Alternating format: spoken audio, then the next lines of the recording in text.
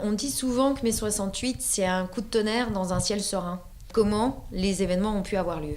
Et il y a deux explications possibles. Soit on dit que c'est effectivement comme mai 68, quelque chose qui était inattendu, et en cela c'est un vrai événement. C'est-à-dire que l'histoire n'était pas porteuse de cet inattendu de mai 68, et c'est une révolte, une révolution. Soit on remonte la chaîne des causes, etc., et on dit, bah oui, mai 68 était déjà là en 59. Les années 60, c'est quand même où il y a eu la machine à laver, le transistor. Donc en fait, il y avait des choses, il y avait un accès aux choses qui était beaucoup plus facile et pour beaucoup plus de monde. C'était une société en mutation pour plein de raisons. Il y avait ce qu'on appelait une jeunesse, même s'il y a plutôt des jeunes qu'une jeunesse en mai 68.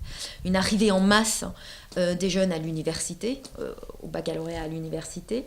Un pouvoir d'achat de ces jeunes, donc ils avaient une force aussi sociale, et donc une demande. Il y a eu la conjonction, qui est quand même très particulière, de la jeunesse avec le mouvement ouvrier. Il y avait une société française qui était corsetée, assez paternaliste, donc il y avait vraiment une société qui est méconnaissable par rapport à celle qu'on connaît, ou qui est née peu après mai 68. Donc la France est passée quasiment d'une France un peu verrouillée, paternaliste, très autoritaire, à un mouvement d'expansion à la fois sociale, culturelle et financière. Parfois, l'histoire est dépassée par elle-même.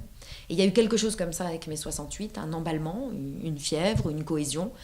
Il y a des mouvements aussi politiques qui ont porté mai 68, du maoïsme au gauchisme, dans leur rapport difficile avec le communisme. Et puis, on peut vous donner une réponse sur le temps plus long, qui était la France changeait.